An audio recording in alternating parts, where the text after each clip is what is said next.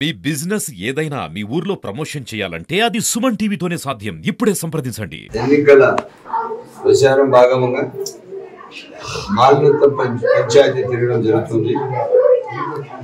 మాల్నత్తానికి ఆ రోజు 2009 నుంచి 14 వరకు నా టర్మ్ ఏదైతే కంప్లీట్ అయిందో అప్పుడు ఎస్సీ సప్లాన్ నిధిలో భాగంగా దాదాపు 1 కోటి పై చిలుకు నేను మాల్నత్త పంచాయతీ ఇవ్వడం జరిగింది.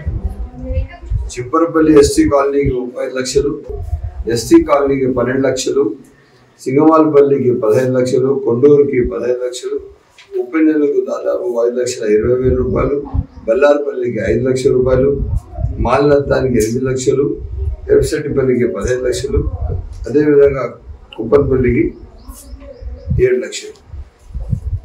ఇవన్నీ ఒక రకంగా ఉంటే రాష్ట్ర ప్రభుత్వం ఏదైతే వైఎస్ఆర్ పార్టీ ప్రభుత్వం ఉంది, ఇది పూర్తి ప్రజా వ్యతిరేక ప్రభుత్వం.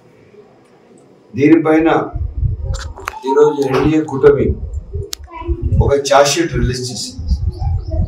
ఈ ఛార్జ్షీట్ ఏముందంటే వీళ్ళు చేసిన అరాచకాలపైన, ప్రజా వ్యతిరేక పరిపాలన పైన ఎక్కడ కూడా ప్రజల కోసం ఈ పరిపాలన జరగలేదు, వైఎస్ఆర్ పార్టీ నాయకుల కోసం జరిగిందని చెప్పి ఒక క్లియర్ కట్గా ఒక ఛార్జ్షీట్ ఈరోజు రిలీజ్ చేయడం జరిగింది.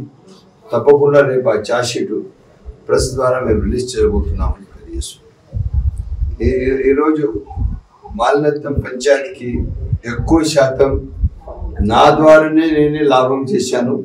ఆ పంచాయతీకి నీటి సమస్య కానీ, ప్రతి ఊరికి నీటి సమస్య కానీ దాదాపు పరిష్కారం చేయడం జరిగింది.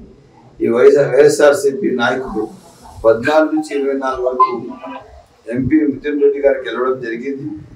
అదేవిధంగా 2 ఎమ్మెల్యేలు ఉన్నారు, ఎవరైతే తిప్పారెడ్డి ఇప్పుడు ఉన్న ఎమ్మెల్యే, వీళ్ళు ఇద్దరు కూడా మిథున్ రెడ్డి గారు కూడా ఏ మాత్రం రామసముద్రం మండలానికి న్యాయం చేయలేదు.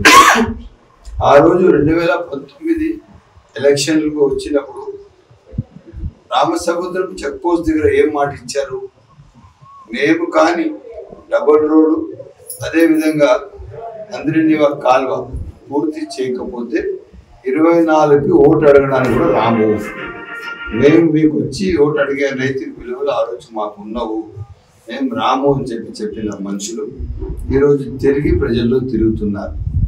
సో ఇంకా ప్రజలను తెలుసుకోవాలా, వీళ్ళు ఎక్కడ కూడా కానీ మీకోసం, మీ సమస్యల కోసం పనిచేసిన నాయకులు కాదు. వైఎస్ఆర్సీపీ అనే పార్టీ ఒక సొంత అజెండాతో ముందుకు వచ్చింది. కొన్ని వేల కోట్లు సంపాదించాలనుకునేది, లక్షల కోట్లు దండుకునేసింది. ఇంకా దానికి చెప్పడానికి పదాలు లేవు. ఈ పార్టీ ఈ రాష్ట్రానికి దురదృష్టకరం.